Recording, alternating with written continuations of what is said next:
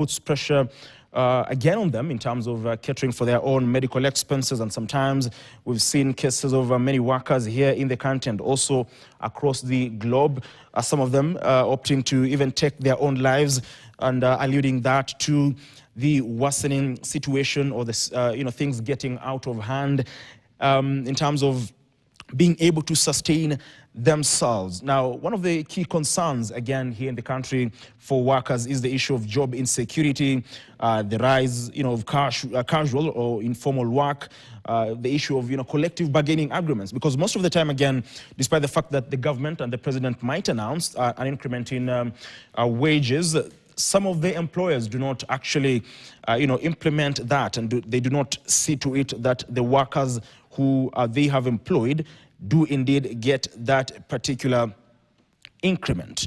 Now, of course, again, the Secretary General of KOTU, that is Francis Atwoli, has been on the front line in trying to ensure that these issues are addressed. And of course, he talked about the issue of violations in terms of the collective bargaining agreements signed between the government and various workers' unions.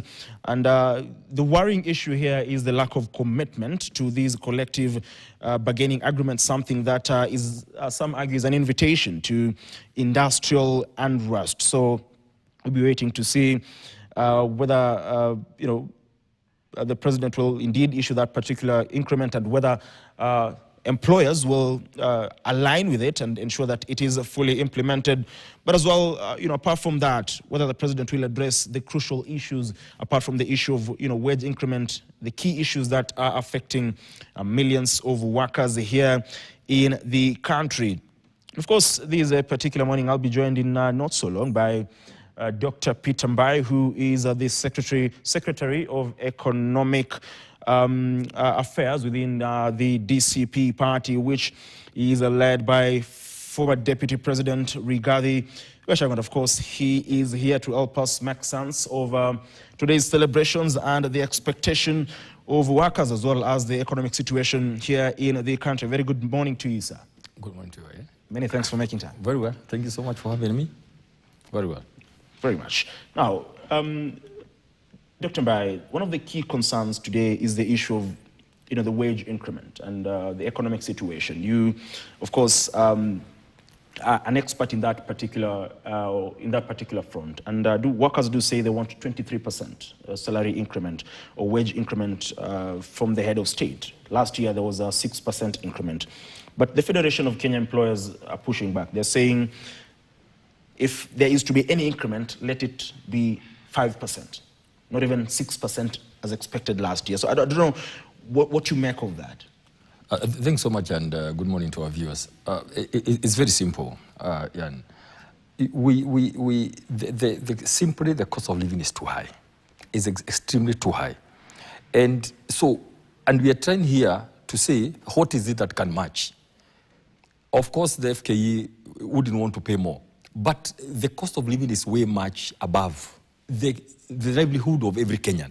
We talk about $1 a day. Our estimates show that people literally, people are hardly surviving. Literally, even the basic rights, of shelter and food and all that. Forget about health and school. Even Kenyans are not able to meet even the basic rights. So what are we going to say? We saw the Secretary General actually say that we are sure there's going to be an increment. The issue is how much increment is enough. Okay, how much is enough just to sustain? How much is enough to sustain? Shouldn't be even 23, should be even higher. Because if you look at the cost of living from last year, let me tell you, the fact that fuel alone is a key factor of production has shot up by that amount, definitely. Where we were about a month ago, it was already bad. Now with this increment of fuel, I can tell you every sector, from manufacturing to industries to everything, or home consumption, everything else has gone up. So the question is, how much will it be enough to actually make sure that Kenyans are where they were a month ago? That's the whole question. How much is enough? Because you have increased all these factors of production by this amount. How much is enough to actually cushion, make sure Kenyans are where they are supposed to be? Can I tell you something today? Okay. Let me tell you. Instead of this, we say you're adding 5 or 6 or 7 or whatever, what you should do is simply what should have done, and what we are still hoping they are going to do, is simply lower a factor of production like fuel. Simply manage it that time. When you manage it there, you help the entire economy. Come here to tell us you have added 3, 4, 5%. That's good for legalities and formalities. What ought to have been done as a government? You look at what can I do to trigger that thing that will cause the majority of Kenyans to be comfortable. I want to give an example with what happened at COVID, right? Okay. There were some interventions here and there. You know, some reliefs were sought, some taxes were removed, so that 3,000, that's 5,000 on top of your income can help you to do something, buy some stuff, you know. That's what we are lacking in this government. The whole issue of having passion for the people is what is lacking. So my point is, and we are still there, please, Mr. President, we are asking you, kindly, let's stop these issues, you go there, address people and all that. People want you to lower the cost of fuel because it's not natural, it's artificial. That's what we are saying, so that we start from the basics here. We don't go hitting, we don't want to focus on this today. No, there are so many other people who are hurting because of the increased cost of fuel. Let's start with that. Is this something that can be done here? Yes. How? Fuel levy, VAT zero, and all that. These are simple things we are saying. We don't want knee-jerk, you come here, you announce ABCD, then you begin fighting with the FKE. Both the FKE is suffering, the people are suffering, everybody is suffering. We want a universal intervention that will sort everything. And we are telling them, Mr. President, let my people go. That fuel you have to reduce, because it's not natural. My party leader said that there's 5 shillings that's going to senior government leaders. They never denied. So can we please get go of that money? Let the fuel come down. It's possible. This is not natural. It's artificial. We are still there. Okay, but even as we talk about that, how can the president, balance between ensuring that workers get the much needed salary increment, and also ensure that employers are protected? How can he balance, ensure that Ian is exactly. Ian is, every year there's this tussle. You remember? Yes. Every year, FKE says, we can't pay. And the people are saying, no, they need to pay this amount of money.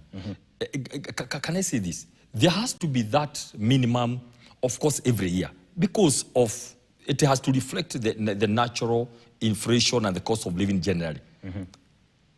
Now, you're asking a question how it can be balanced. The only way, what is the ultimate? Yeah, the ultimate is to ensure the Kenyan, at whatever level, they have basic purchasing power. They are able to make life, they're able to move on with their lives by, start with the basic human commodities, and then move on. Of course, you start with the food and shelter and clothing. And then we move on now to health, education, right? Then you move on all the way. How do you do it? This task of minimum and all that, what are we able to pay, what are we not going to give, I find it a bit narrow, what I would call discussion.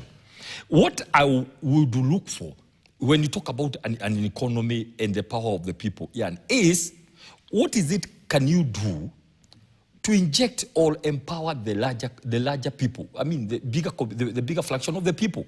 So for me, and I will say this again. In all our analysis of the economic situation in this country, we don't want to be drawn into some issues which yet we are leaving the bigger part of what is causing confusion. We are saying that it's very simple. We must see the reflection, and we are waiting to see, does that reflect? Look at the inflation. Look at the cost of living. Look at what has happened. And of course, numbers don't lie. And I hope you will come to that.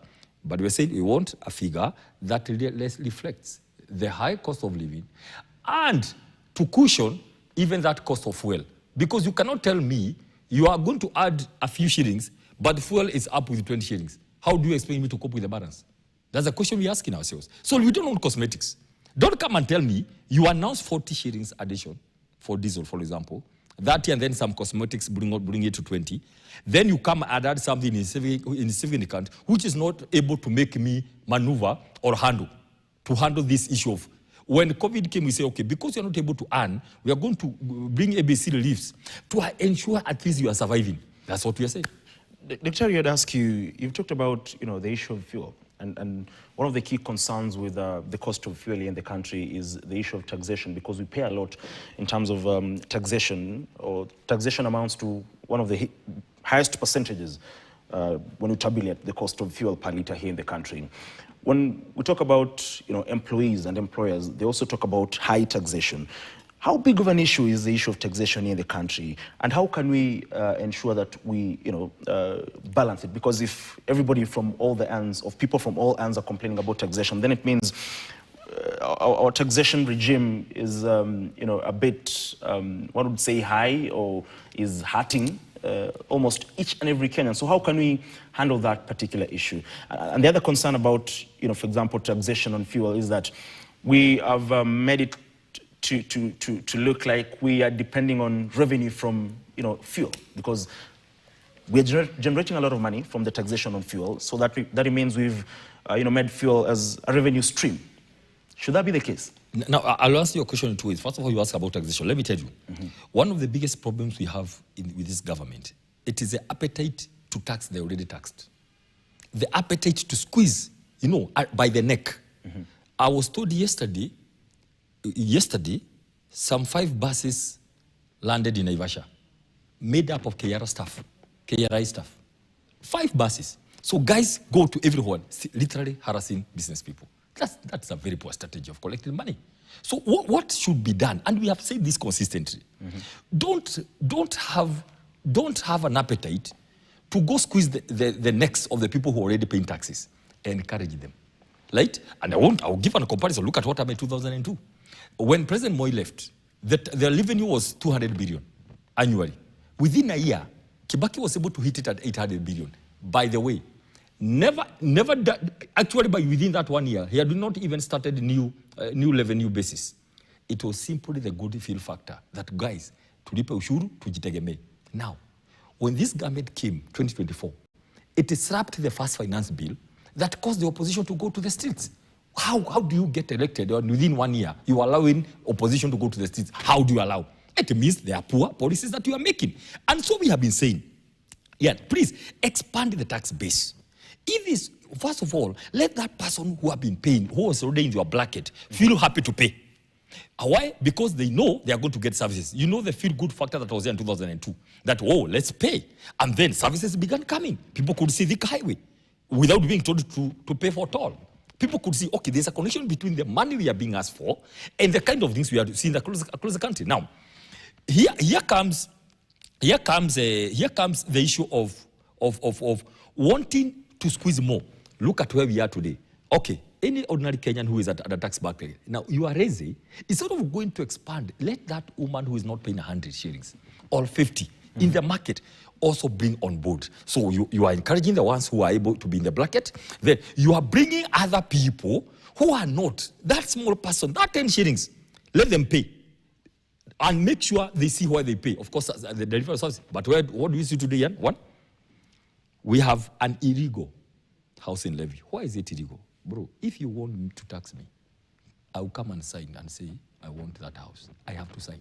It's my money. You don't go pass a law somewhere forcing me to pay you for houses I will never live in. I don't know where they are. This is not a communist China. This is a capitalist state, for heaven's sake. By the way, let's get it clear. Let's be very clear about political economy of this country.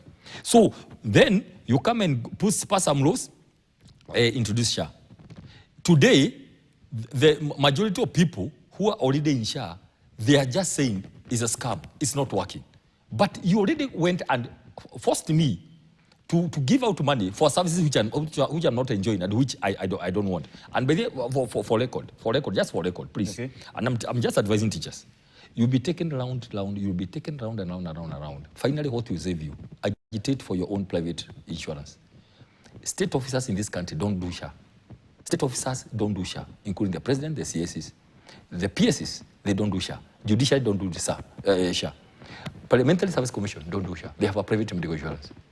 So what I'm saying, if the government that is coming, executive, the head of government executive, that is asking people to do SHA, themselves they don't ask SHA. They should be the first of all to do SHA. Like from the president, a state officer. That's what Mahatma Gandhi said. He said, I believe in the industry of India. I'll wear a cloth which is not fine. Himself. You remember the picture of Mahatma Gandhi wearing that cloth? He said, I'll start myself. So please, don't be taken around teachers. This thing will mess you up in a very bad way. You know, police should have their own private medical, because even the people who are telling us to do SHA, they don't believe in SHA. So let me pause there. Now, let's come to increase NSSF. The tax, the pay slip, the people who are already within the tax limits are the ones who are being squeezed by a lot of taxes that do not make sense. Number two, okay, one, when you squeeze someone, what happens in taxation? People begin resisting. People begin looking for ways to evade, because you're going to kill us. So what should happen first of all is this. Before I come to fuel issue, all this taxation should be brought down, and we thank God next year when God helps us and takes government, we'll scrap all those taxes, especially the illegal ones like housing levy. We are going to agree on SHA, take back people to NHF, upgrade it, of course. You know, we ask the private sector to deal with affordable housing. You know, there are so many private sector. People have been working for years. Let people go, empower the private sector to simply go look for cement and steel and build houses in private land, so that you can own the houses. You cannot own, Ian, you cannot own a house in a public land. I'm just saying in passing. Now, do you know, Ian, there are about 6 or 7 taxes on fuel. Let me tell you, the problem with this country is that 500 million liters can come to this country every month. The profit is 5 billion. The profit for that fuel. It is divided among a few companies, like 4 or 5, which were handpicked. There's no evidence to show that the companies that were bring G2G in quotes oil, how they were picked. One of the companies brings about 70% of the oil. How it happened is going to bring 70%, one of them, we don't know. So first of all, there's nothing called G2G. This is a very bad scheme. And your guess is as good as mine. Most of the money out of that 5 billion, that money goes to the pockets of some people who are inside that cartel of fuel. That is the most unfortunate. The landed cost of fuel in Kenya is too high. Landed cost is that cost by which, you know, what determines the landed cost? The cost of fuel, international, right? But also the freight, but also the profits, insurance, and other attendant costs. So that cost is too high because, unfortunately, Ian, it is not a natural market price. It is negotiated upwards so that people can get money in the middle. The moment the landed cost is high, then you can bring all those fuel levies, like about 8 taxes on the same fuel. Why our fuel is expensive than Uganda, than Ethiopia, than all these, including DRC, is because of the cost. Please understand. It's not that the fuel is expensive or the other prices. And I like the reasoning of the current president, who was a deputy. Thank God internet never forgets. And he was asking a very genuine question, because then he was not eating. Now that he's part of it, he is saying, no, you know, you look at it, middle economy versus low economy. Why bring another parameter that was not there when you were the deputy president? You asked a very simple question, and I will answer Kenyans today. Why our fuel is more expensive than our neighboring countries is because of the taxes and private interest of trying to make money from Kenyans. I think I want to, because it's good to break this down so that it's very, very clear. That's why when now Kenyans brought the prices from East Africa, okay, they had to bring another twist. No, there's something called middle level. That's when Kenyans knew, oh, kumbe, we are in another middle level. Actually, Dr. we are not, because if you look at the statistics, we're in the same level between, you know, low income to middle income. We do not belong to the category of middle to, you know, high income. So that is another concern. But let's talk about, for example, the issue of inflation, because statistics from the Kenya National Bureau of Statistics do say and paint a picture that is very concerning, because we've had the sharpest turn upwards, that is, in terms of the inflation in around 7 years, because in March last year, the inflation rate was at around 4.4%. In April, we are at 5.6%. So, first of all, what does that mean for the common Kenyan out there? Let me tell you what that means. Yeah, it means simply the purchasing power will simply go down. it means what you are buying at 100, like now you are buying at 180. And the comparisons are there for to see. All the basic things that people use. It means with 1,000 or 500, let me just put 200, because that's what many people have. Even people don't even 200 per day. You have to buy things of 10 shillings, 20, 30 to make a meal. It means you are not able to even do anything else. Actually, you are lucky if you are able to do, no, forget about 3 meals. People are hardly doing 2. People are hardly doing 2 meals actually, because it's not possible. So what that happens therefore is that people cannot save. There's nothing like saving. People cannot even be able to cope up with their fees in the schools. They cannot even cope up. So they're going to be a problem. And then what happens, let me tell you. The government goes and licenses like 1,000, predatory lenders. So you already don't know what to do. You can reach out an app. So you are borrowing this money from this app. Time comes to pay, and you don't have the money. So you go borrow from another app to pay this app so that you can pay this lender and this other lender. So Kenyans are already under siege. Literally. Economically, we are doing the worst, let me tell you, since this constitution came into power, into force. We are doing the worst. Kenyans are at a place where, and that's why you see there's a lot of commotion in the houses, because people cannot agree. People are at a place right now, I can tell you this, they are living by the mercies of God. The issue of survival is zero. I want to just say what you have asked about this issue of inflation, because then what is the flip side of that? Is when there is money circulating. There's that good feel factor that, wow, my milk can fetch higher. My avocado can fetch higher. This and this and this can fetch higher. So that there is that issue of I can afford, I can afford to even expand my business. I can afford, to do something else. I can afford to move from A to B. People are not moving, so there's no movement of goods and services. People are stuck where they are. People are beginning now to say, how can we cut down on even what we have been doing? So it's a very scary situation. And Ian, this is important to say. Okay. Unfortunately, we have been told that instead of talking a lot of politics, we go to figures. We are very good in figures. So when figures come, then you begin running away. We have been told, well, let's talk about figures. We said, fine. Who is KNBS? Kenya National Bureau of Statistics. It's a government body paid by the taxpayers to do. And by the way, those people, you cannot corrupt them. You cannot even see them, by the way. You don't know even where KNBS operates from. These are people in the field there doing a lot of research. Then they come and tell you that the economy is doing very poorly since when this government came to power. Right? Very poorly. I mean, Uhuru Kenyatta left it at some point. Moi Kibaki left it at some point. All of it going high, doing very well. Then it has dipped very badly from a high of 5.7 to a low of 4.6. Now, the question, then you begin fighting the figures. So I'm asking, okay, please, okay. KNBS is not an opposition outfit, right? It's not funded by ABCD. It is a government body. And by the way, if there's something that is taken so sacred, it's KNBS. Because that is a book by which the country runs. There are reports, the reports by Kenya National Bureau of Statistics, nobody questions. By the way, if you begin questioning KNBS, it means, because they're the ones who say, even, how many people are where, what are they doing, and all that. So, the facts are there. The economy, what we have been saying here for the last 1 year, has been proven by a booklet from government. The economy is doing very badly. Kenyans are barely surviving. It's a very pitiful thing.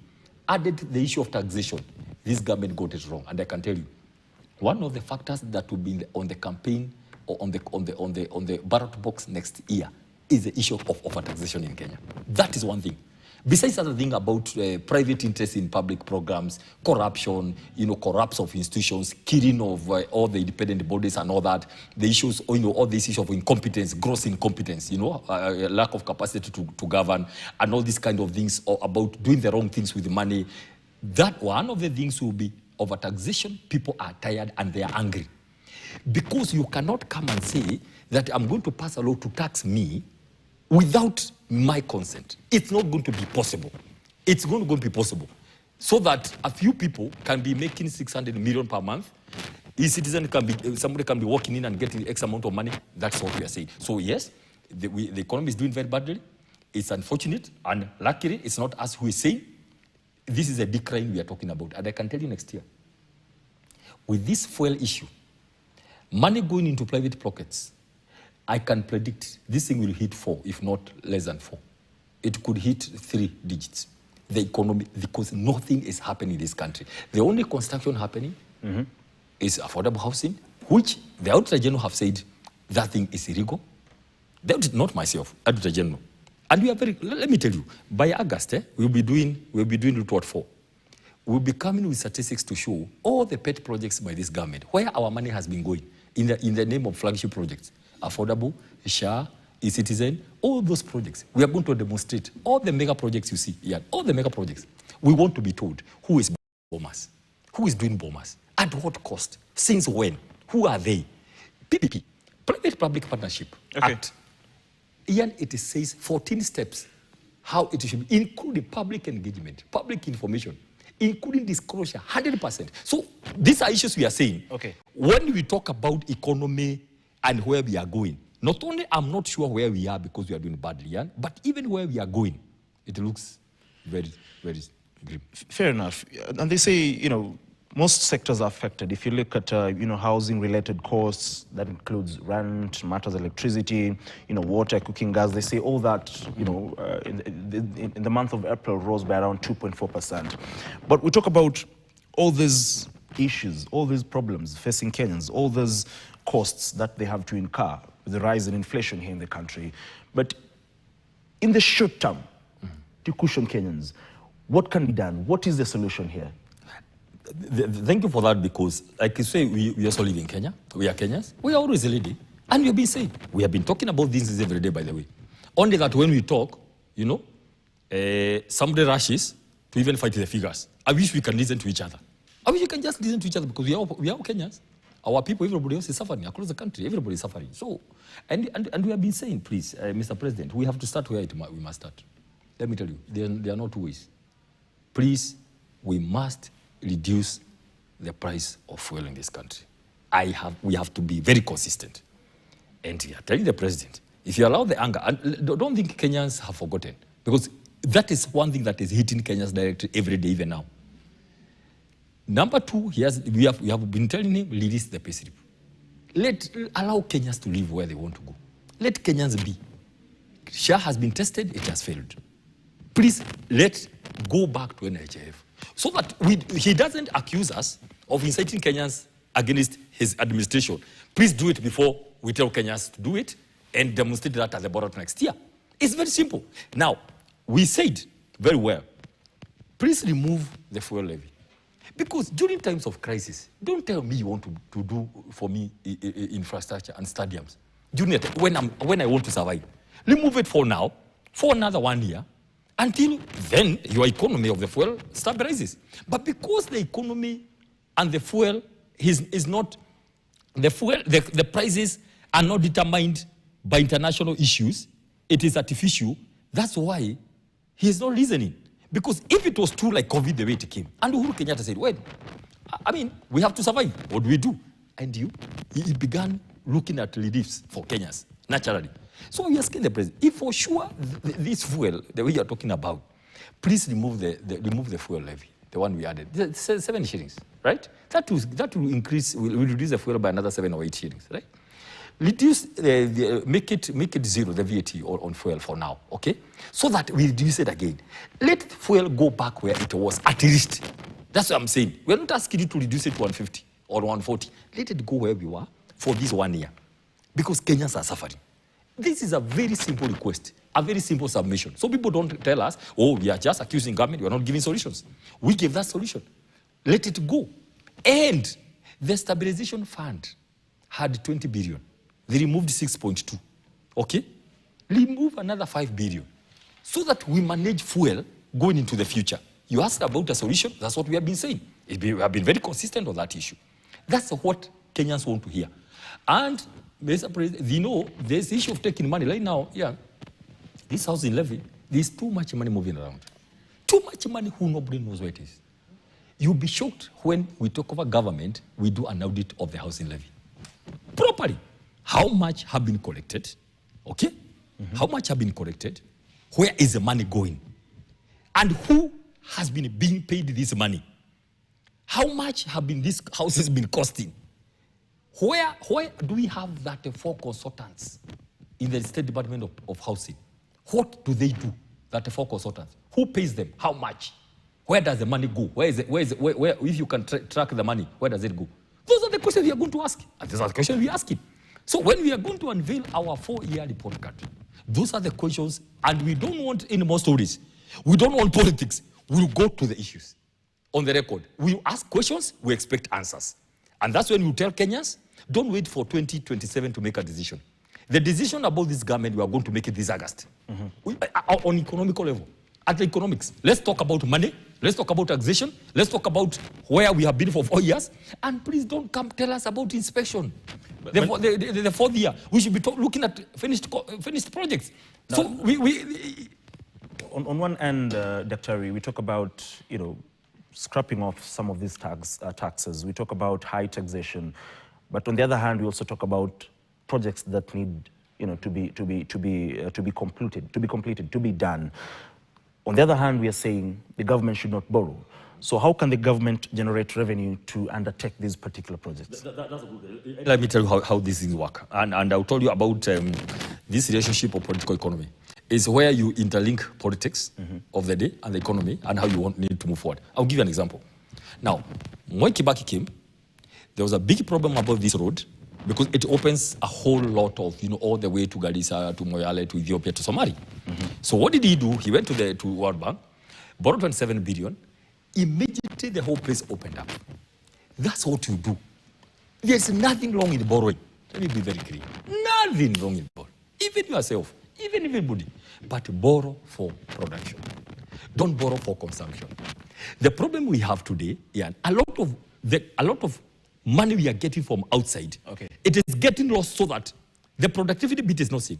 Allow me to cut you short there for a moment because I want us to speak to Violet Auma via phone, who is in Vihiga County at the venue of that particular celebrations. Like I said, the first time these celebrations are being staged outside Nairobi County. So Violet, if you can hear me, what is the situation like? We do know that Kenyans started streaming in as early as 5. Who are some of the leaders already there? And generally, if you've spoken to Kenyans who've turned up for that particular celebration, what do they have to say, especially in regards to the issue of wage increment? Because Kotu says they want 23%. Employers do say no. If at all there's to be any increase, then it should be capped at 5%. So, what is the latest?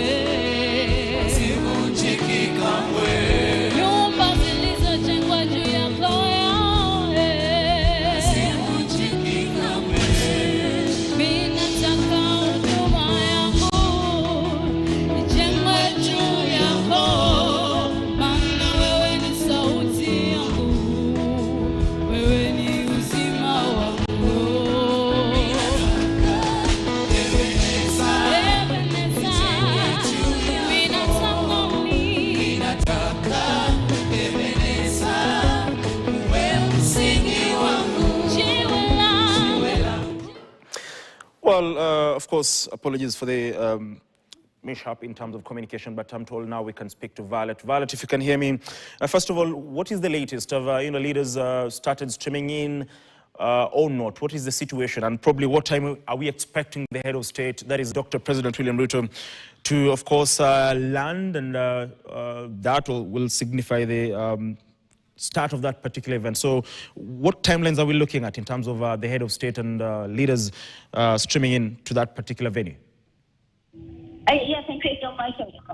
We're coming to live from Vihiga, as I said earlier, and we're expecting the head of state to come in any time from now. According to Coach's Secretary General Francis Atwoli yesterday, he said that as at 9, of course, the president was supposed to be here, but we're waiting today to see if he will be coming in any time. But also, we have a number of leaders who have arrived. I've seen the TN's education, Deputy Nyangala. We've seen Alfred Mtua, who is the CS Laba, is already here, and other dignitaries from the national government, and of course, leaders and of course, a number of workers have actually arrived. We've seen some union coming in with, different attires. But one thing, been able to talk to a number of them, and what is coming out is that one thing is on top of the list, and they're expecting a pay rise from the government, from the president's speech today. And, remember, like the 60th Labor Day celebrations that was in Furu Gardens in Nairobi, and there was no pay rise, actually. The president really talked about matters, pension and tax reforms and all that. But this time, a number of workers in the country have actually come in, and key to note is a number of them, they're actually looking at what the president will have for them. Coach's Secretary General Francis Atwoli said that they're actually asking the government, through the president, of course, to give them the 23% raise because of the high cost of living and all that. Probably will be able to cushion, the workers in the country because of that. But it is a wait and see if at all the president will be able to, announce the 23% rise in terms of wage increment for the workers in the country. But also one thing to note is that it's actually rained here. It's a bit muddy, but locals have braced that. We have some rainfall. We had a rainfall in the morning, but actually people actually came, and I've seen people from all different cadres have been here just to hear from today's 61st Labor Day celebrations here in Vihiga County. What the leaders have to say, more so the president, what he has to say. Key to note, I remember the Federation of Employers in the country actually has said that they only give a cap of 5%. And further to that, then it will mean that they will really struggle because we have the medium and the MSMEs actually in the country. They feel like the cost of production and the business is actually not doing so well. And also they're asking the government, if at all they have to do the increment, then it should be at least capping it at 5%. But now the Coach's Secretary General Francis Atwoli says they are asking for 23%. So what that means then, of course, some of the, the workers in the country will be able to have something in the pocket. So these Labor Day celebrations, actually, it is not even about, a day just like any other, but for the workers, they want to see if Labor Day celebrations will be able to translate to incrementing in pay and some change in the pocket. But of course, we'll, just keep up and ensure that we bring you up to speed of what is going on. Maybe lastly, before I let you go, is that one is that with the 61st Labor Day celebrations here in Vihiga being the very first from Nairobi, one is that President will be talking or rather addressing three cadres of people. One is the workers who are expecting the pay, and then we have two, the cadre who are the employees. And now they're expecting that the capping will be less than 5% or 5%, that is, and then now we'll have the general public who are actually expecting what the president will talk about, the taxes, the levies, and the high cost of living that has been biting a number of them in this country. Ian, I have to take it back to you if you don't have any questions on this end. Well, fair enough. Just before you go, I don't know, like you've said, you've spoken to workers who've turned out for, turned up rather for that particular celebration in Vihiga County. Apart from the issue of, the pay rise, there are other concerns in terms of, working conditions. How big of an issue is this to them? And, probably, is there any concern apart from the issue of pay that these, workers want the head of state to address? Happening at the backdrop of, a lot of strikes looming, and of course now we have the doctors issue, the teachers, especially the corporates. Actually, one thing is that they really want the government to honor the CBA and also the court ruling where they were the intern teachers were supposed to be absorbed permanent and in pensionable terms. And of course, one of the things that actually came out other than the increment, as you say, they want the government to honor the CBS because, and also one of the things also they talked about, I almost forgot, is that they were saying as much as they are calling for the increment, but again, what period of time is supposed to be implemented? Because a number of, employers, they will, the government will announce the increment, but again, at the end of the day, what period of time are they supposed to be implementing, for the workers to be able to reflect the workers, paycheck and all that. Yeah, so the CBA is one of the things that actually stood up. In Vihiga County, actually we only have one tea factory here, that is Mudete. The locals that I was able to talk to, they are asking the government to ensure that actually we have more industries in Vihiga County, so that as much as we are talking about, youth employment and, ensuring that people get what it takes to put some food on the table, then what do we have as Vihiga County? So those are some of the questions that Vihiga residents have been calling onto the government. Now that these Labor Day celebrations have been brought to Vihiga County, for them, they believe that they will have some promises that the government will really have to do something in terms of ensuring that we have industries here and ensure employment to the locals here in Vihiga County. Yeah. Well, pretty much. Thank you very much, Violet Homa, for that particular update. We'll be coming to you later on, of course, when that particular event will be starting, just to make sure that each and every Kenyan out there is updated in regards to what will be happening in the great county of Vihiga. Now, Dr. Pitimbai, one of the things that Violet has, attributed to when she spoke to workers who have turned up for that particular celebration, one key concern is the issue of the collective bargaining agreement and the implementation of these particular, agreements. Now, you served as the head of the government delivery unit. Some argue that most of the time these CBAs are not implemented because of the lack of goodwill from, or rather on the part of the government. Why is it so difficult to implement something that you've agreed upon as a government? What is the issue here? What is the stumbling block? It's very simple. You know what? The problem is there are some things which, unfortunately, and those are things that we have been we were very agitated about. They happen for formalities. You come and announce. You are very fast to go and say, we have agreed on this ABCD to be done by this day. Okay? You remember there was that long drawn strike by the nurses. By the medics for a long time. I think it went for several months. You remember? Yeah, the longest. It was the longest. You are there. You are in those meetings until 1 a.m. Sometimes 2, sometimes 3 a.m. in the night for like 6 hours, non-stop. And you are like, these guys are saying, you came here, you promised, okay?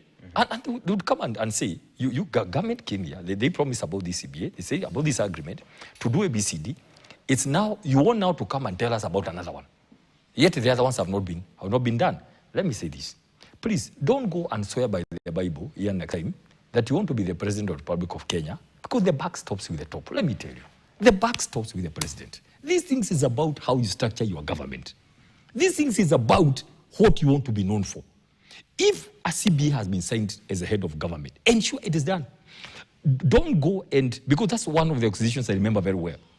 The doctors came and told us, you signed it, but apparently you had no intention to to fulfill what you signed, you wanted the pressure to go down. And so maybe a return to work formula. It's all about optics? It's about lack of goodwill. It's a lack of, you are in government and then you didn't know what it was to be the part of executive. And then you discover, wow, instead of just being creative and talking to people, just go commit what you are able to give. Simple. What is leadership about here? It's about just taking responsibility and saying, hey guys, this is what you're able to do. But the pressure comes, the strikes happen, you sign CBS all over the place, okay? Then you don't fulfill them, another strike comes, then those guys told us, no. You have signed already 2 CBS. First of all, implement them. Actually, don't even talk about the new one. Implement the ones that you have done before. I will say this. There's something I've seen with these issues on politics and government. Politics is what informs government because governments are political organizations. But the moment you pick the Bible and you say you are the head of government, please, you must understand, you have to sit down and work. You have to be real. You cannot continue politicking and doing a lot of PR, issuing promises. They will catch up with you. They will catch up with you, let me tell you. Like now, Kenyans have been accused. Unfortunately, I saw that and I watched it rise. I thought, am I hearing right? I watched it rise. Here we are now as Kenyans. Kenya National Bureau of Statistics have brought some figures. Then the president goes literally on record, accusing us, I don't know who he was accusing, of doing social media and all that, and blogging, and talking about the ills about his government. Now, it is KGB that is saying Sha is not working. It's there in the report. It is saying the issues about affordable housing. When you talk about 400 million jobs, KNBS is saying it is Ajafika, it's about 200,000. And we don't know where they are. When you talk about millions of bags, KNBS, your own agency, in charge of statistics, is saying otherwise.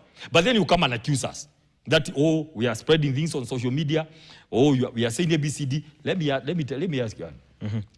If you are elected, for example, as a head of government, right? And you knew that you are given that chance, why should you be crying about your people 4 years later? I thought you should have done what people wanted. So they'll be celebrating you.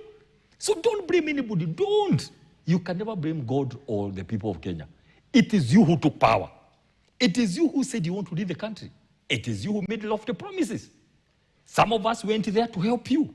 But you thought, instead of helping you, you thought you don't need us. Issues on humiliation around there and frustrations. And so we said, fine, because it is your government, then proceed on with it. Where are we today, 4 years later? I can tell you all the things we proposed and put on the table. And said, Mr. President, if only we can do 40%. 40% of what we have gone around the whole government and presented to you will be in another place. But nothing is happening. So we are coming here to tell you, then Kenya National Bureau, the same body we were depending on to tell us, to give us direction, comes and tells you, Mr. President, this is the situation in the country. Then you come and now accuse us of doing things on social media and blogging and propaganda. Where is propaganda here? These are facts. And by the way, we have decided the fact that you want and the ones we are going to face you with. We are going through that book daily, one after another. Okay? One after another. Their own report. Kenya National Bureau of Statistics are professionals. They not, I'm sure there must be a miss whatever. I think they didn't share the draft, They didn't share the draft with anybody. They just released the facts. Because if they share the draft, they'll be told, manage the numbers. But they didn't. And that's what we are talking about. There are some institutions in this country who still hold the power, the integrity. So my point here is, kindly, for the sake of going forward, once you take over next time, even as an MCA or an MP, governor, senator, women, please, don't come begin crying, accusing your people of fighting you, of doing propaganda. If you didn't know what if you didn't know what you are looking for, please research first. What is it to become an MCA or a governor? Don't blame the people 4 years later that these people are full of propaganda against you. You are supposed to be ahead. Actually, people should be celebrated because, look here, you have the GSU, you have the firearms, you have the tear gas. You would have everything in government to do what is supposed to be done. Let me ask, for example, one of the most pressing issues right now is the issue of, and I'm glad Violet mentioned it, the issue of, intern teachers who want to be employed. They say it would cost annually around, 30 billion or so. Why is it so difficult to implement that, to ensure that these, intern teachers are employed on permanent and pensionable basis? If indeed that figure is, accurate, 30 billion, We see billions being spent every day, be it in hiring shoppers, be it in hosting events, left, right, and center. We see billions being allocated to offices, key offices here in the country. And at the end of the day, sometimes most of that money is not even accounted for. But when it comes to, crucial initiatives, for example, hiring teachers who've been on, internship basis or intern basis for almost 2 years, it becomes a big issue that we can't, sit down and say, today, let us sort this issue, because teachers are one of the most important, professionals here in the country. So why is it so difficult to do this? Let me answer that very generally, and then I go specific a bit. Yeah. Let me tell you the problem with this government. Remember the book, The Problem with Nigeria? The problem with this government is one. Whereas some of us came into it, supported it since 2018, hoping that, wow, we have a man who understands. Because he has been a man on the ground, he understands the cry of the common person and how to empower the whole nation. That's what we believed. Not only did we believe when we were outside, we actually came and tried to help that direction.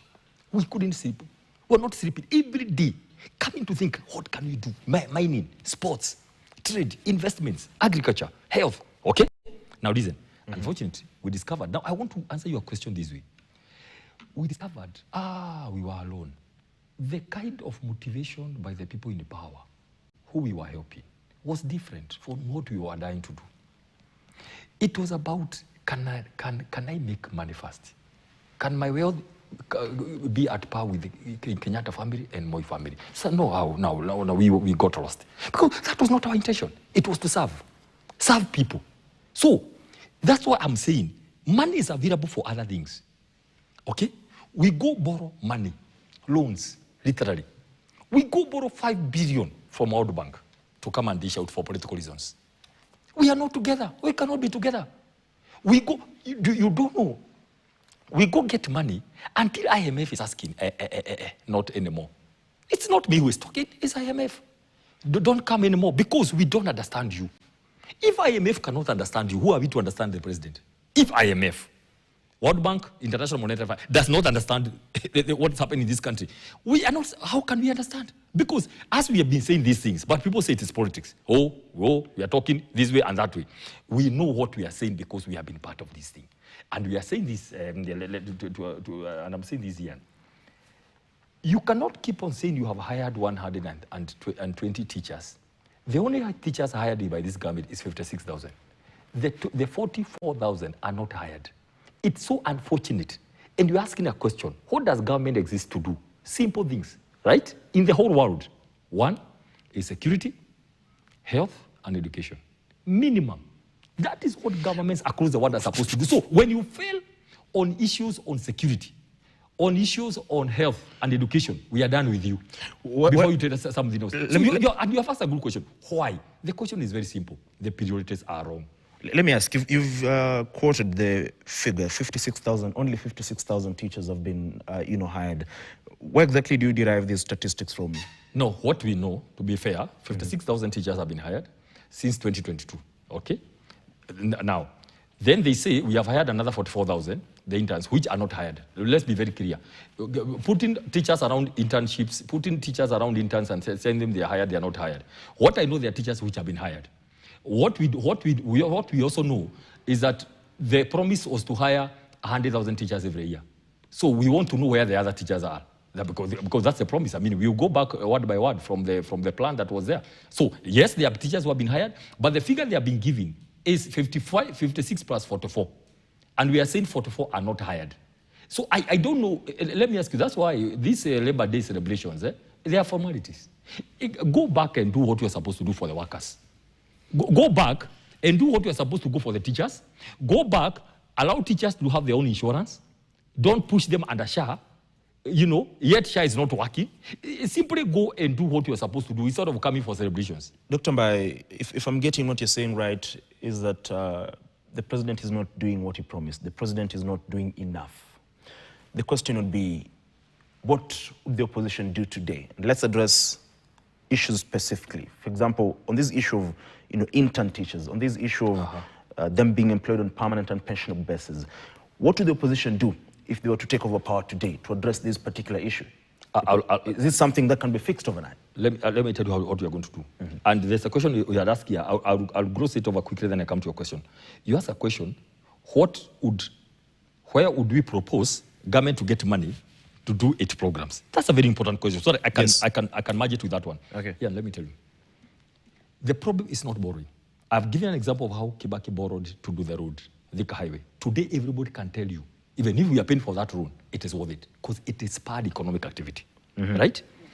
The problem is not PPP. We went through the public-private partnership. It's okay, so long as it is done in an open way, value for money for Kenyans. It's okay to get a company to put their money to do something, but it must be done in a way there's value for money by the Kenyans, not for private interest. The problem we have with PPP, I'll tell you how not to do it. Today, who knows what's happening with Bomas? Nobody knows who is the owner, who does what, how much money we're going to pay. Look at Taranta. We are told it's one of the best sports funds being used, okay? At what amount? 40-something billion. How much are we going to pay? 100. That is not the spirit of PPP. This is theft. This is private interest in public programs in the name of helping. Finally, we are going to, let me give you an example with the Lilongwe Summit. The Lilongwe Summit was done, and I will say this today. As one of the leaders of Nakuru County, we will not agree to pay for that toll of that road. Because we see a lot of darkness, opaque, theft, and all these kind of things. It was done by Uhuru Kenyatta. It was complete. It was supposed to be launched in September 2022. Then what happens? We had to pay 6 billion to cancel it because it had gone very far. Then what happens? Increase the cost of the road, right? Number 2, in terms, on top of paying pay as you want, okay, for that road, because everybody pays the normal tax, right? But there is fuel levy, okay? There's all those taxes that we pay over that road. And then we are told, on top of it, you're going to pay 30 years for tolling. No, let me ask you. That road was done by the late President Moi, 1980 government, right? We have been using that road for free. Then you come and expand it here and there, and you tell us you're going to begin paying. Please, this is what we are saying, the abuse of the PPP. Do you know why today you have never seen the contract? Nobody have ever seen that contract of that road. We see a lot of activities there. Nobody knows what is it about. We talk about 200 billion. It could be more because we don't know. Nobody knows. We talk about additional. There were what it is said. There was some complication because some people owning some companies wanted to be part of that PPP, and the Chinese were not comfortable. So what are we saying? Please finish the road because it is our people who have been having problems with that road. We'll call the Chinese and tell the Chinese, excuse me, not burden of the people already. These people are burdened by about 4 taxes, and not including NSSF money. Because you are a contributor, Ian, were you called for public participation to determine whether NSSF to go invest in the Lilongwe Summit? No. Those are the loopholes we are talking about. So we'll call the Chinese, tell them the government of Kenya will deal with you after an audit, because you will not be able to take over projects next year, or monumental projects in the terms of infrastructure, which have been hidden with a lot of costs, which were going to people's pockets. So we'll sort the Chinese with a loan or something. Just like Thika Highway, this road has to be free because it serves 3/4 of the country, not just Nakuru, Rift Valley, Western, and Nyanza. I'm giving an example of it is possible to do these partnerships, but these days when you hear a big project, you begin getting scared. Oh, another money have gone. There's some scheme there going on. Look at Turkana Oil. Ian seated here. Can you say confidently as a Kenyan that you own Turkana Oil? You don't know who is behind it. Do you know why Tulo went? Did they go the right way or they were kicked out? Who is GAF? Why is it GAF is the same company that is under G2G? Importing the highest amount of fuel. Who is that GAF? What are the personal interests? Those are the questions we have a problem with. And I can tell you what you're going to do starting with that one. We are going to audit all these projects next year. All the mega projects, Flowery, SGR, from 700 million per kilometer to 1.5 billion per kilometer. Who did the engineering? Who did the BQ? From where? How? Nobody knows these things. So what you are going to do, we'll allow the president to do what he must do. I mean, he has an year to go. And by the time we finish, we'll do an audit, one by one, because there are international standards of doing railways, the international standards of doing stadiums. The international standards of doing Mombasa Summit Road and other places and all these kind of things. So let me answer your question now going to the issue of what are we going to do. Brian, government exists to do security, health, and education. What we are going to do, Ian, we are going to simply go to the issue. Call it education. Don't even go to intern teachers alone. Go to education. There is a team that was set up, made up of very bright minds.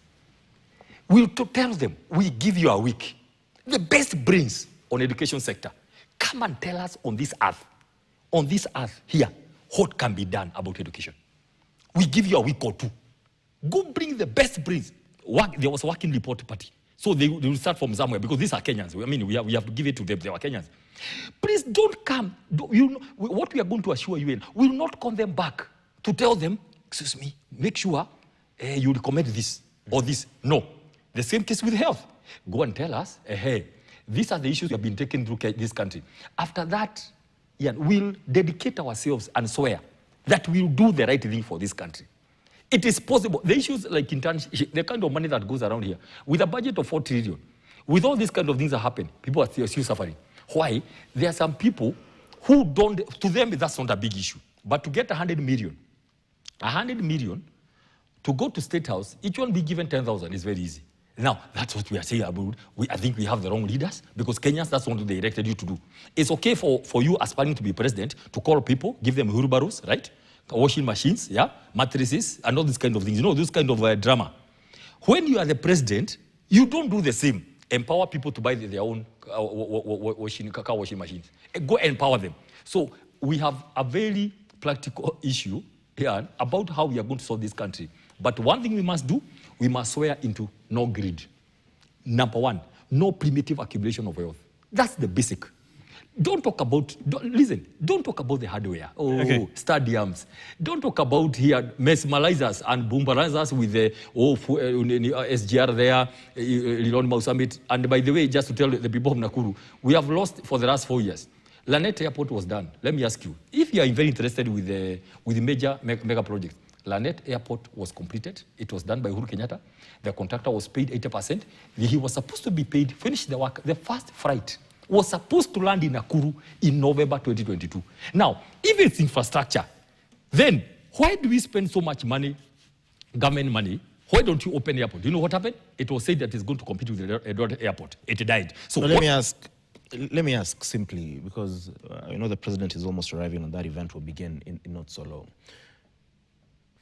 From where you sit, what do you want the president to address today?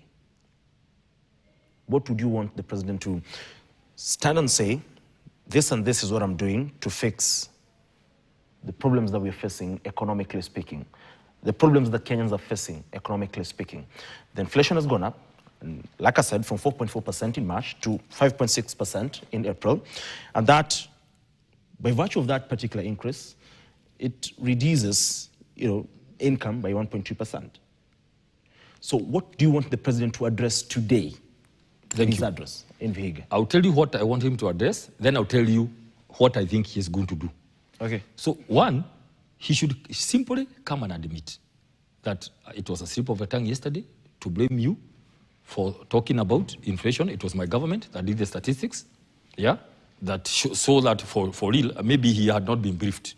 Maybe neither he was briefed in the evening yesterday. That, boss, these are our own KNBS that give the facts. And every sector is here. So own up. I say, sorry, I now admit that there's a problem with this country. Inflation is up. The purchasing power is low. People can hardly survive, And because of that, because I've seen the truth, I've taken the following measures. One, intern teachers. If a supplementary can be done at night, surely, if anything can be passed at night in that parliament, he can call the internship, supplementary can be done for the internship teachers. Then say, instead of coming to do some cosmetic issues here about this kind of increment, let me do something that will sort the entire economy. We have had Kenyans, okay? I've had Kenyans. We have worked out the figures, okay? Because if fuel cost of fuel prices can be fixed in another country, people just need to go abroad. They sit somewhere, they fix the cost, which will be announced in Kenya. So he can as well come and say, we have heard you. I want to reduce back to where it was. We are taking these measures, ABCD. What Uhuru did do, what Uhuru did during COVID, to caution Kenyans in the meantime, even 6 months, to see how the economy is going to behave. Those are the kind of things we set him to say. And because of that, in the meantime, allow me, these measures will take place immediately within the next 48 hours. I'm going to summon Parliament, because after all, I'm the head of broad-based government, broad-based Parliament, yeah? And I call them every time to State House, buy them tomorrow tea, and then they'll go and pass these things. That is what the president should do. But let me tell you what he's going to do. He'll go there and lecture us again about spreading propaganda about his government. And he gave a story about, that people can see what is going on. People can only see stress and problems and a lot of confusion in this country. So he'll go and defend himself. He'll read a very long speech about the achievements. He'll try to collect the figures that he never meant 50 kgs of bags. He meant 90 or something like that. There's some story I saw there about the number of bags. He'll come and defend himself thoroughly. He'll defend himself thoroughly about the achievements of his government. He'll not mention intern teachers. Okay? He'll not mention the problems people go through under SHA. Okay? He'll not mention all the issues people want to hear. And then the celebration will end. And then there will be our elder Aturi will come there, and he'll do some whatever. The choirs are going to sing for him. There will be some Lumba team there performing for him. He'll come and do whatever, dance there for an hour. He'll talk about many things. And finally, FKE will come and say the challenges they go through, and the celebration will end. That, unfortunately, is what is going to happen. We don't expect anything radical at all. Just, I can tell you, the president will defend himself from morning to evening through that speech. Now, we have learned to stay with that for now, but luckily for us, we are telling Kenyans every day this is what is going to happen. It's unfortunate. It's painful, by the way, that we are here coming to talk against a government that we elected, some of us. It's by the way, the most painful thing that I have today. Not only elected, but you were part of it. Part of and helped to serve. The most painful thing is the time lost. I can tell you, you served this administration for 2 years, is it? Yes, up to 3 years, almost 3 years. Almost 3 years. Yeah, almost 3 years. What exactly was the point of departure? Where did you exactly say, you see, today, I'm tired? Why exactly? This what happens. We had out of energy. And I remember serving first as the head of a technical team in the midst of investments trade and industry. And I can tell. Okay, let me cut you short again. We'll address that in a moment. I'm told we can now join Violet Auma live from Vihiga County. Violet, if you can hear me, what is the latest? Who do you have for us? What do they have to say in regards to this year's celebrations and their expectations in terms of what the president will address? And of course, again, like we said earlier on, the last increment was 6% a couple of years ago to a jump to 23%. And how realistic do they think that, particular figure is valid? Thank you, Ian Kaitani. Yes, we are here at the 61st Labor Day celebrations at a Friends School in Chavakali, that is in Vihiga County. We here actually, a number of workers have turned out. Yeah, from morning actually, a number of them have been streaming in. I'm being told that some came as early as 5 in the morning, and as we speak right now, we still have a number of them just streaming in to be able to, get to hear what is happening today, and especially with the addresses that will be happening or rather taking place here in Vihiga County, being the very first time that we're having Labor Day celebrations in outside Nairobi, that is. Last year was in Uhuru Gardens area at Chavakali Boys High School. As you can see, we have a number of unions that have actually come in, and they're just waiting for the parade. Any time from now, President William Ruto will be coming in, and of course with Secretary General Kotu Francis Atwoli. As we spoke earlier, Francis Atwoli actually has promised workers that they actually need a 23% wage increase. But it is a wait and see. As I said, we will be waiting what the president will have to tell workers in this country. I'm with some of the union leaders here just to be able to paint a picture of basically what they are expecting today. Let's start with you. Where do you come from? What is your name? And what is the expectation today during the 61st Labor Day celebration? I am from Kakamega County. I am the executive representative for the National Union of Biomedical Engineers Kenya. My expectation is that due to the shortage of the workforce in the health sector and technology is inevitable, I pose one question. Perhaps you walk to an hospital and you find there is no any equipment in that hospital. Will you have the confidence of being treated in that hospital? We are here as the biomedical engineers to make sure that the workforce is represented, our technology is protected, our patients are protected, so that we achieve the universal health coverage for this country. So my expectation is what is the president having on enhancing the workforce and embracing the technology in the healthcare sector. What will this 23% mean for you in your sector? Pardon? 23% increment. Kotu has actually announced that they needed the 20% increment for the workers in the country. What will this mean for you? For us as a biomedical engineering unit, it will mean that our members, they will be cautioned against the inflation that is currently happening in the country. They will be able to offer quality health care services and support the delivery of the universal health coverage, which is one of the targets that we are supposed to achieve as a country by 2030. Yes. Thank you so much. Let me talk to some of the union. Kindly, kama unaweza songa hapa kidogo, tueleze jina lako, umetokea na wapi, na siku ya leo ina muhimu gani kwako, na labda pengine kama umekuja ulikuwa unatarajia nini haswa katika shughuli ya leo? Kwa majina naitwa Yusto Luchivia, Union Chairman Kabras Sugar. Nimekuja hapa kwa sherehe ya Labor Day. Matarajio yangu makubwa, serikali ituongeze minimum wage, wafanyakazi wenzetu wajisikie vizuri. Umesema ati mnatarajia kwamba serikali itaweza kufanya. Kwa sasa hivi kuna pendekezo la kwamba serikali iweze kuongeza 23% kwa wale wafanyikazi mishahara. Kwako wewe, pesa hizi zina umuhimu gani kwako iwapo kama wataongeza? Iwapo kama serikali itatuongeza 25% kwa mfanyakazi wa chini, tutasikia vizuri sana. Hiyo itakuwa ni sawa ama ulikuwa unatarajia kiwango kingine tofauti? Hapana, tunatarajia hiyo. Sawa. Kitu kingine ambacho labda unatarajia katika hotuba ya rais?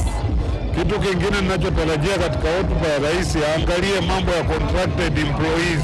Contracted employees wanaumia sana. Hawatetee waweze kujoin union na watetee wapewe haki sawa na permanent employees. Sawa. Kaka, songa kidogo na wewe tu. Songa kidogo. Tuanze na wewe. Toa kofia ukipenda tafadhali, uangalie pale. Tuanze kwa jina. Kwa majina naitwa Green Wasike kutoka Nzoia, Costa, wafanyikazi. Ninashukuru President kwa kuimarisha sekta ya miwa na kuimarisha viwanda zote. Alafu ya pili, huko Nzoia kuna wafanyikazi wanaumia sababu kuna wazenda returns. Amejuza ametoa pesa kidogo, amewalipa. Tunatarajia zimebaki akuje afanye haraka kuja walipo. Sawa, asante sana. Labda pengine kama unaweza onyesha, naomba tafadhali tu onyesha pale. Kuna tu baadhi tu ya wale viongozi ambao wanahusika na unions kadhaa ama miungano tofauti ambao wameweza tu kujitokeza, ambao wako katika eneo hili, ambao wameweza kujitokeza na wanatarajia tu kuwa Rais William Ruto basi ataweza kusema jambo moja na basi mifuko yao itaweza kuokoka, ikiwemo ni kuhakikisha kwamba iwapo kama watapata hiyo 23% basi mambo yatakuwa shwari kwao. Labda niweze kuzungumza na wewe, umetokea eneo gani? Naomba usonge hapa kidogo, tuanze kwa jina, alafu na wewe umetokea. Songa hapa tafadhali. Kwa majina naitwa Alan Ebui kutoka chuo kikuu cha Nairobi. Sisi ni wafanyikazi wa hicho chuo under Korea Workers Union. Ndio tumekuja hapa kuhudhuria sikukuu ya leo kwa wafanyikazi. Tuna matarajio mengi kutoka kwa kiongozi wetu wa taifa. The issue of corona, the issue of SHA, totally not addressed because tumeona imekuwa na some challenges. The issue of housing levy, the affordable housing. Sisi kama wafanyikazi wa chuo kikuu tunakatwa pesa za hiyo. So tunataka hakikisho kutoka kwa kiongozi wa taifa kama sisi kama wafanyikazi venye tutapata. Sisi kama wafanyikazi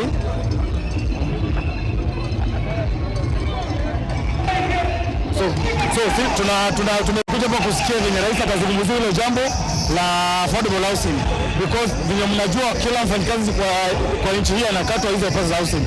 So nataka hakikisho, atuhakikishie kwamba mtu yule siku anataka kupata hiyo nyumba itakuwa rahisi kupata nyumba. The issue of SHA pia tunataka tukizie uwe comprehensive to wafanyikazi wa vyuo vikuu, sisi kama members of there. The other thing pia tunataka pia azungumzie address the struggle in the issue of the universities. Vile mnajua vyuo vikuu vina struggle na madeni na kifedha pia, the issue of the capitation tuko na changamoto pia. So baada ya siku ya leo tutakuwa na furaha kusikia vile atazungumzia hayo mambo nimeguzia. So at least pia kiongozi wangu kama chairman pia anazungumzia kidogo. Asante sana. Tutakuwa tunazungumza, tuna viongozi tu wengine kutoka tu miungano tofauti hapa katika kaunti ya Kakamega na vile vile nchini kwa ujumla. Kaka, naomba kidogo kama unaweza zungumza na sisi, umetokea katika muungano upi na siku ya leo ina umuhimu gani kwako? Tukianza kwa jina. Siku ya leo ina umuhimu kwa Kwanza kwa jina. Majina yangu ni Bwana Felix Damangeo Masoso. Mimi ndio branch secretary wa Bidadi branch. Siku ya leo ni siku ya muhimu kwa sisi sababu Labor Day zote zilikuwa zinafanywa Nairobi. Na mwaka huu serikali ya Bwana William Ruto na Bwana Dr. Francis Atwoli wameamua walete mashinani na kualeta Vihiga County. Tumefurahia sana sababu wameendelea Labor Day karibu na sisi. Sawa, asante sana. So those are some of the unions actually, union leaders and members who have actually turned up for today's celebration, 61st celebrations that is in Labor Day here in Vihiga County. Of course, high expectations, a number of them saying they are expecting the 23% that County Secretary General Francis Atwoli say that they will be given, he has actually urged the President to be able to give to workers in this country to cushion them against, of course, the high cost of living and all that. But again, one of the things that actually just came up is the CBA, those people who are in turn, or rather contract and the temporary, agreements to be able to be given permanent and pensionable terms in this country. But also one of the things that also came up is that the President also needs to actually to address issues of cost of living in this country. As you know, a number of them have been grappling with the issues, cost of living, and some are saying that most of their payslips have been dropped. And so we're expecting maybe to get to hear a number of those grievances being addressed by the leaders. Of course, the President also to just address whatever is happening in this country. As I said earlier, President William Ruto will be addressing three cadre of people in this meeting that is in the country. One is the members, or rather the employees who are expecting a pay rise, the government to be able to do at least something, and then of course two, they are expecting the President will be addressing the employers, of course, who have actually asked the government to be able to, if at all they have to increase, then they should give a cap. They have actually given a cap of 5%, and of course the general public, where the government will be able, or rather the President will be able to talk to Kenyans on matters taxes and levies in this country, if at all they will get a reprieve or not. But again, we will be able to wait and see what will come out of the speeches today. I take it back to you, Ian Keitani. Well, pretty much, Violet Auma, thank you very much for, of course, that particular update and engaging residents of, rather those who've turned up for that particular event in Vihiga County. Dr. Ipetambaye, one of the key concerns raised by those who've spoken to Violet is the issue of those workers who have been contracted, and they want the President to address their concerns. There's one particular concern, because most of the time the President will announce an increment, but there are rogue employers who do not heed to that particular call, and they do not implement. And it seems to be a trend that has been there for some time. How can we deal with that? This is how it should be.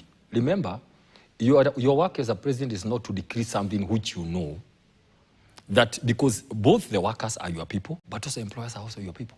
We have had we had that problem in a big way. So what you do, you first of all negotiate before. Let me tell you, you negotiate. FK will come and tell you, that, Mr. President, we have no problem. However, these are the issues we have with your government. The issues of taxation, the issue of energy cost, those who are in manufacturing, the issue of multiple taxation, yeah? The issue of, they have been raising the issue of the time taken for them to get approvals for imports, for issues that they want to do, licenses for their work. That's what they come and tell you. The other day I visited a very big line of industries, and they are saying the energy costs are too high. We are spending Then, to make it worse, at a place where I visited here along Bakassi, there is 41 industries, but there's a stretch of road, 1 kilometer, 1.1. You cannot access the factories. So I was asking, the amount of revenue these people make daily that they pay to government in terms of taxes, but they can't get, and I asked those guys, have you done a BQ? 50 million. Can you imagine? To do 1 kilometer. 1 kilometer of road. And there are 41, holes, and you can imagine a roaded track, maneuvering some potholes and all that. It's very dangerous even. So what am I saying? They will come and tell you, kindly, Mr. President, can we have ABCD? It should be negotiated before. Don't wait. You cannot go and announce a minimum wage increment before you discuss with the FKE. So when I see exchanges in public, I'm like, no, it can't be like this way. Surely, you are the president. You call these people before, call KOTU, call FKE, and agree before what is it that can be sustainable. You cannot come and exchange words in public like the way I saw the other day. As the authority says, this is what we must get. FKE comes with a presser, says it's not sustainable. Now what are you telling? What are you telling the people? What are you telling the people? Let me tell you something.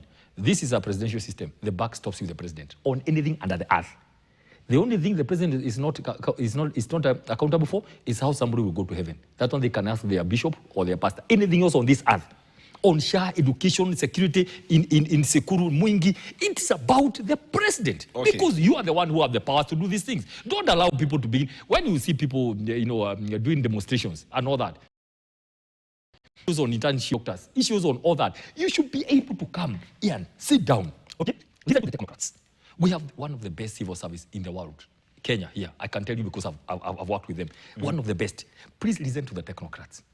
You cannot come from the politics. Then you want to come and you say that you know everything about what have been happening in this government since Jomo Kenyatta days. Listen to the technocrats. They will tell you everything. Everything, record. Which we went and took to him and said, Mr. President, this is what the technocrats are saying in every ministry. If these three things are done, we are going to go to another level. So don't come and like you have come suddenly. All the people who have been since Jomo Kenyatta, Moi, Kibaki, who have done nothing, you want to come and demolish everything, start afresh. It cannot go. That's why you have what I call a conflict and a crash of policies which are not working. So in a nutshell, talk before. You come there to announce so that they can tell you, Mr. President, we have no problem even doing ABCD, but can we have this support? So from where you sit as someone who's been on the inside, as an insider, are you telling us today that the head of state disregards advice given to him by the technocrats, the people who are supposed to advise? I would say this with a lot of humility and very firmly for the benefit of Kenyans. The problem we have with the government we have today currently, PSs, CSs, all those people have no capacity to think on their own, propose something, implement. Everything has to be checked. Everything has to be checked.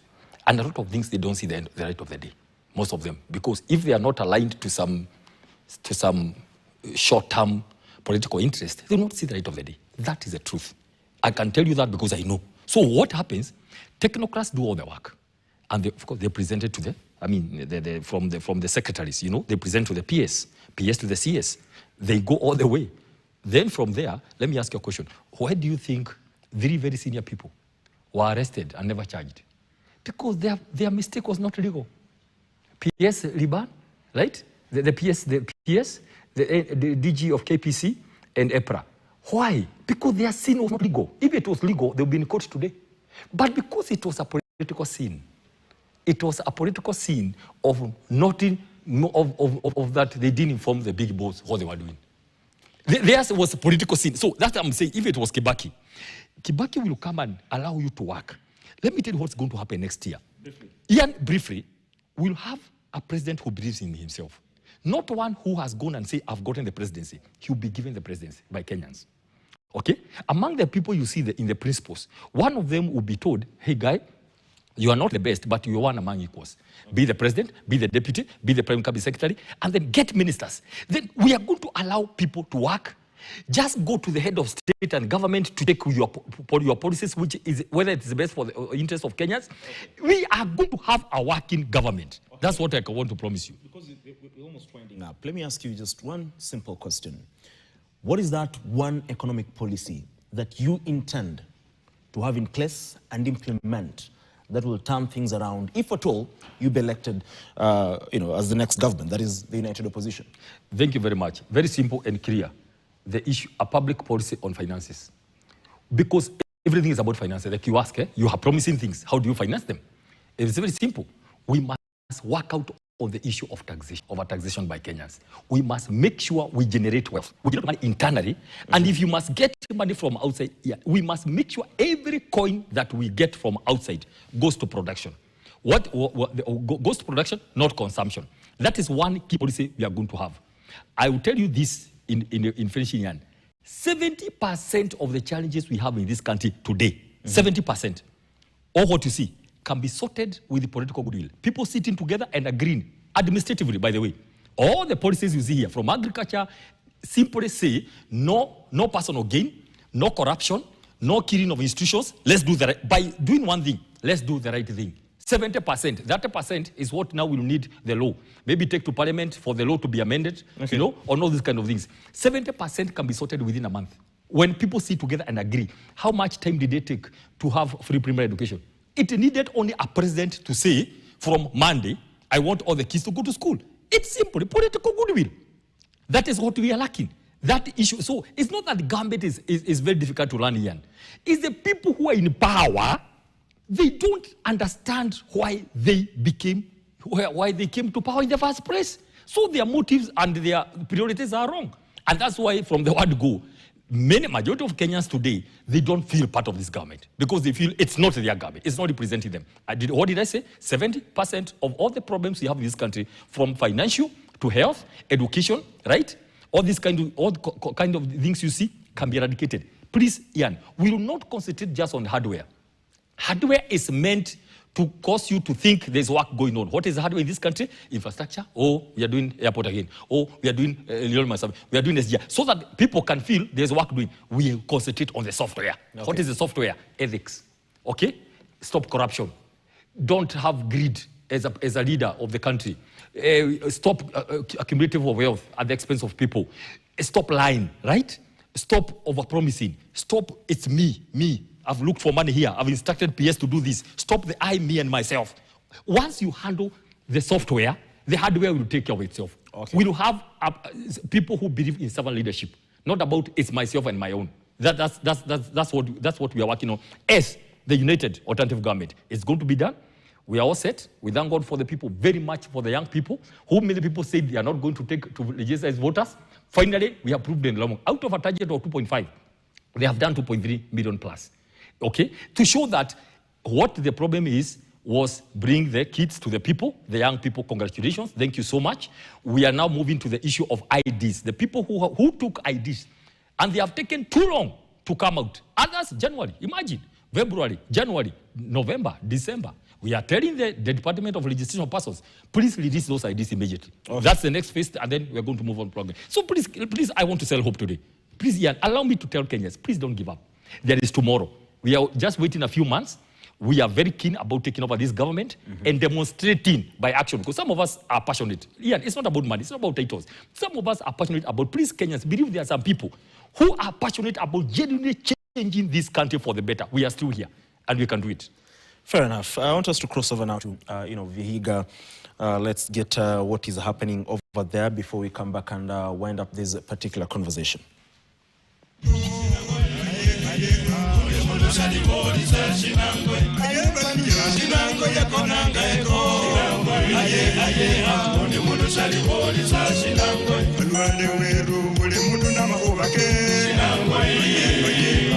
Mombasa salibodi za shinangwe. Aye baluya shinangwe yakonangeko.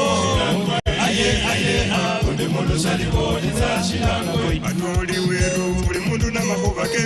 Shinangwe aye buli mundu salibodi za shinangwe. Aye baluya shinangwe yakonangeko.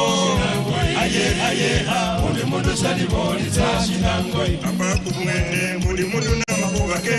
Shinangwe buli mundu salibodi za shinangwe. Umuweru buli mundu na makuba ke. Shinangwe buli mundu salibodi za shinangwe. Aye baluya shinangwe yakonangeko. Aye buli mundu salibodi za shinangwe. Aye baluya shinangwe yakonangeko. Aye buli mundu salibodi za shinangwe. Aye baluya shinangwe yakonangeko. Aye buli mundu salibodi za shinangwe.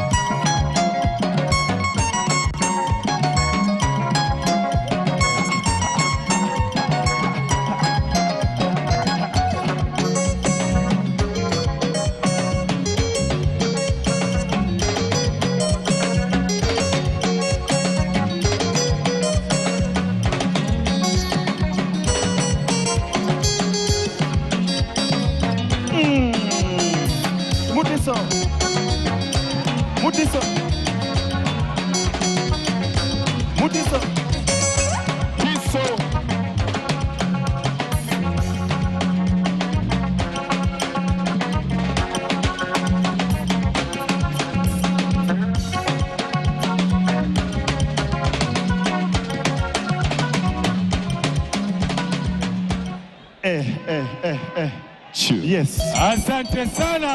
Asante sana wananinga Flames. Mlango. Tukijivunia siku hii ya wafanyikazi nchini Kenya, chini ya shirikisho kuu la vyama vya wafanyikazi nchini, ningependa kutambua uwepo wa kundi la vijana wa bodaboda. Ningependa kutambua tena uwepo wa kina mama ndani ya nyumba. Pia vile bila kuwasaza wafanyikazi wetu wa manyumbani. Karibuni sana na tuendelee na burudani. Ninga Flames. Yes. Tunaendelea. Ni siku ya wafanyikazi na sisi pia tunafanya kazi, tunashukuru Mungu. Yes, na tufanye kazi pamoja. Msivunje viti tafadhali.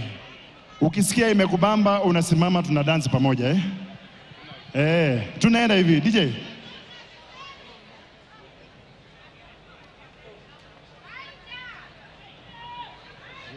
Yes.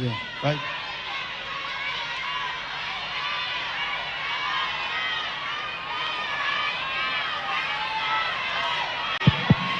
Wanaimba wimbo moja alafu turudishe faida. Asante sana Ninga Flames.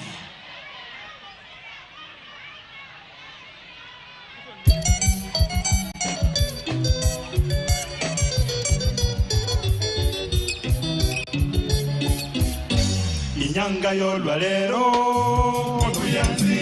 Inyanga y'olwalero Nobuyanzi. Inyanga y'olwalero Nobuyanzi. Inyanga y'olwalero Nobuyanzi. Inyanga y'olwalero Nobuyanzi.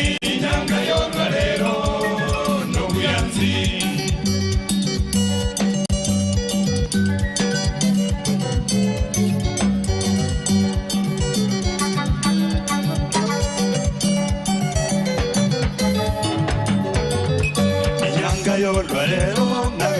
Nobuyanzi, inyanga y'olwalero Nobuyanzi. y'olwalero bana befu n'obuyanzi inyanga y'olwalero n'obuyanzi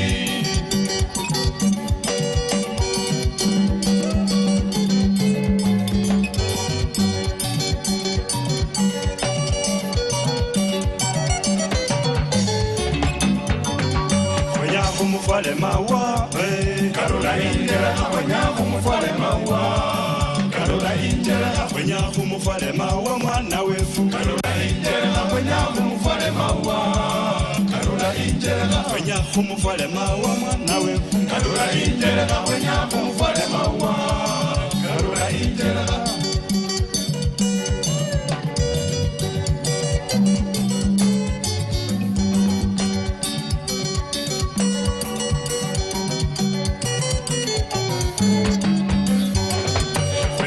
Mufale mawa mwana wefu Karola Indela Wanyafu Mufale mawa Karola Indela Wanyafu Mufale mawa Karola Indela Wanyafu Mufale mawa Karola Indela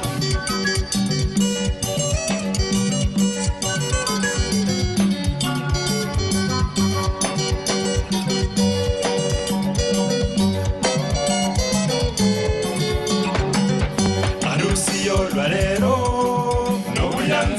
Arusi y'olwalero n'obuyanzi Arusi y'olwalero n'obuyanzi Arusi y'olwalero n'obuyanzi Arusi y'olwalero bana befu n'obuyanzi Arusi y'olwalero n'obuyanzi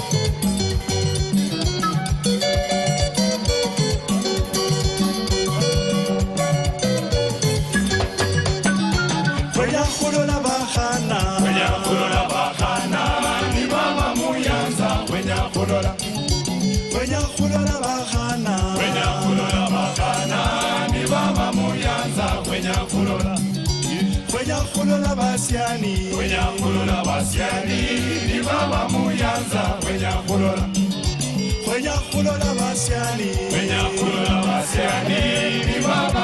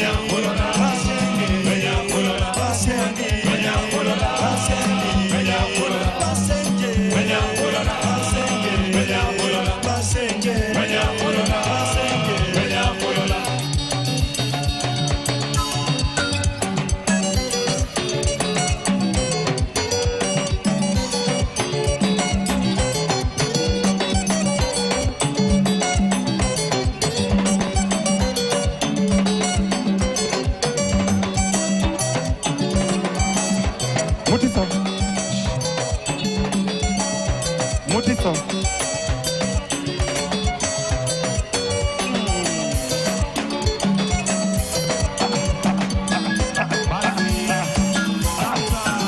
Asante sana Ninga Flames.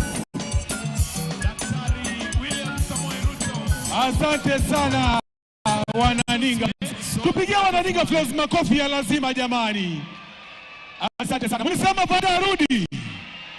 Mlisema faida arudi. Pretty much. As we even wind up this particular conversation before we finally now cross over for the live proceedings at the Chavakali High School grounds in Vihiga County for the 61st Labor Day celebrations, Dr. Pitambai, let's talk a little bit about, our tax, targets.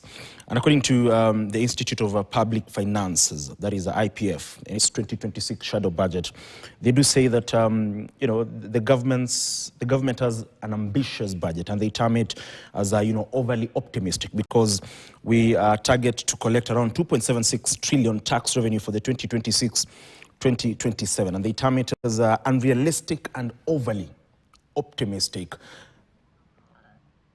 That is even as you give me your final submissions, because I can already see the head of state is making his way into that particular ground. Yeah. Just in a nutshell, because of the time, is people should remember, Labor Day is about the rights and achievements of workers. Or what I can say, I have a lot of respect for our elder, Aturi, but I wish the people who are coming up in Kotu can also, we need to see more energetic and more young people in Kotu also to steer Kotu in another direction. It was meant for the workers. Kotu was meant for the sake of workers. Unfortunately, I can tell you from where I sit, the KRI was not able to get their targets for this year. Next year will be worse. So all these targets will not be met. That's what I can tell you. People are not willing to pay tax. Whoever wants to evade is looking for the easiest way to evade taxes, unfortunately, because they feel harassed. Even the ones who are paying, they are not seeing the returns for what they are paying. So I wish everybody the best. Unfortunately, since when I grew up, Kotu used to be a day for Atori to come, dance, and it was his day. And he plans for this day a whole year. So normally it's associated with him to come, talk, do a lot of dances, show off and all that. But please, Kotu needs mentorship. Other people to come up, and also we see new leadership going on. I don't know how they do it, because it's their organization, but definitely as a leadership and governance expert, we need to see other people coming up in Kotu. And we wish them the best. Well, thank you very much, Dr. Peter Mbai, for, of course, joining us this particular morning. As at now, I want us to now officially cross over to Vihiga County, the head of state, make his way to that particular grounds so that we can have proceedings, and of course we'll be bringing you up to speed with what the head of state will have said in subsequent bulletins at 1, 7 and 9 p.m. For now, let's cross over and listen in.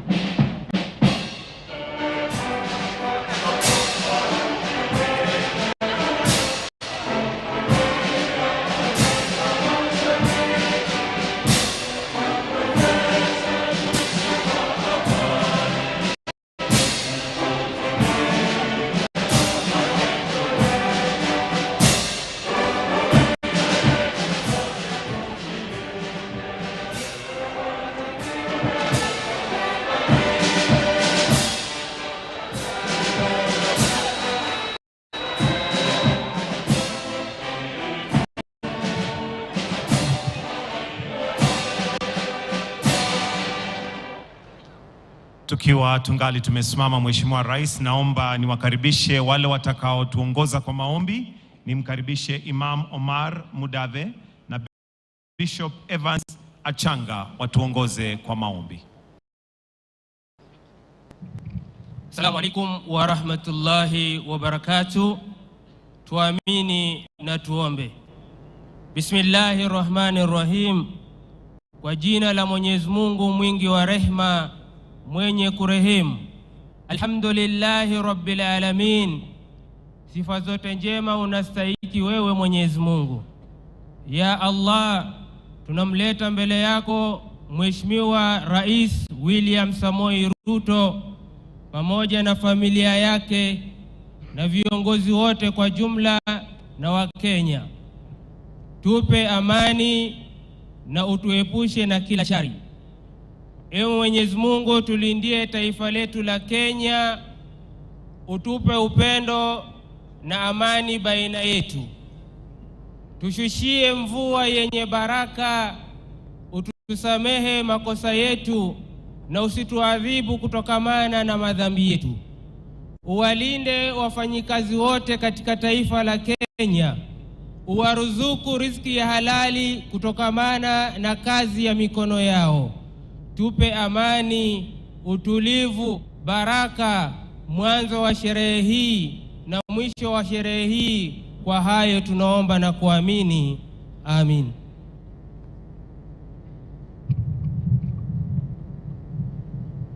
Tunaendelea na maombi. Our Father who art in heaven, we thank you for the gift of life and for blessing us with the beautiful country of Kenya. We therefore pray for our president that will grant him Solomon's wisdom, knowledge and understanding as he leads our country.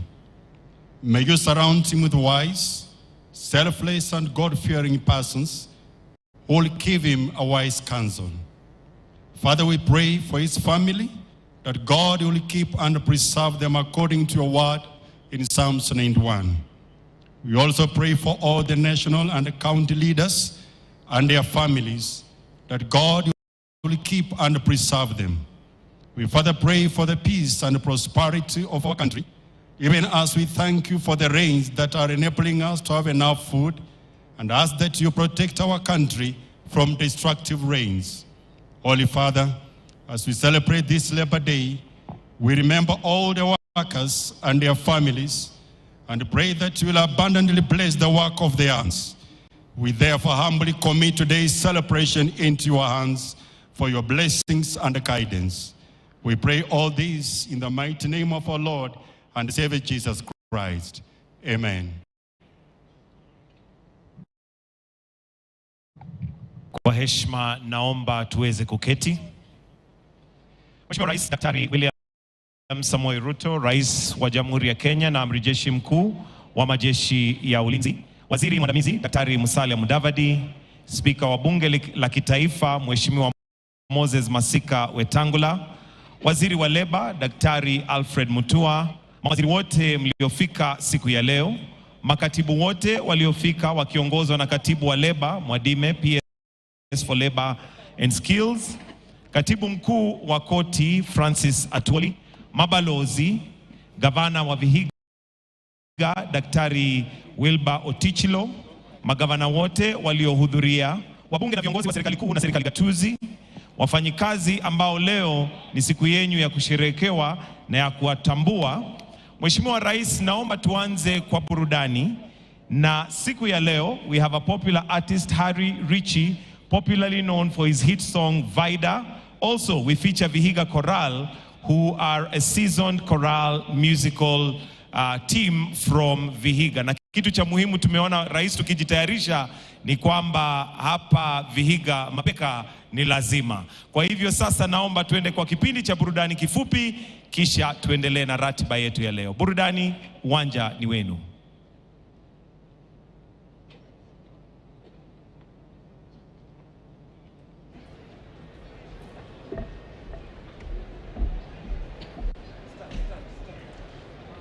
Ubira vyosi.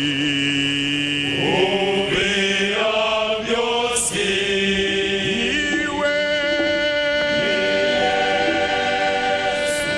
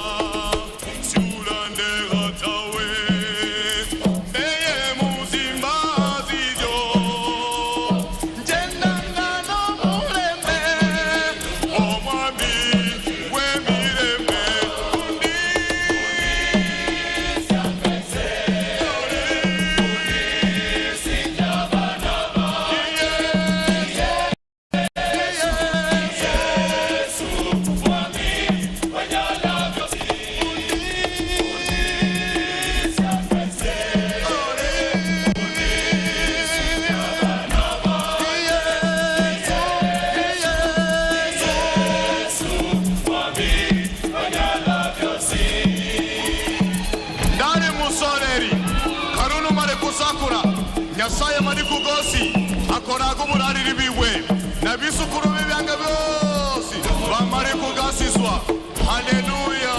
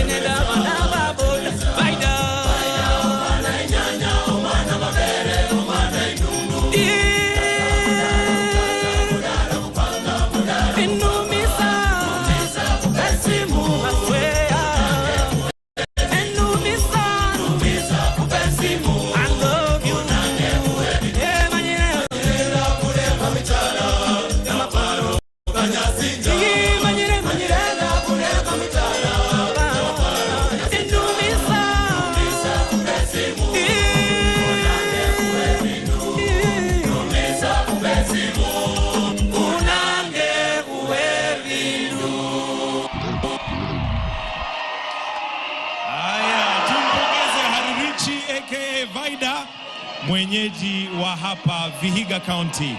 Mheshimiwa Rais, kwa sasa tutaenda kwa display ya zile vitu ambazo wafanyakazi wanafanya mahali mbalimbali, na naomba waanze kutembea nikimkaribisha Francis Wangara ambaye atakuwa anatuelezea kile ambacho tunachotizama wakipita. Kwa hivyo tafadhali, bandi tupatie wimbo, wafanyakazi wakiendelea sasa kutembea mbele ya rais, ituonyesha kile ambacho wametuandalia siku ya leo. Karibuni.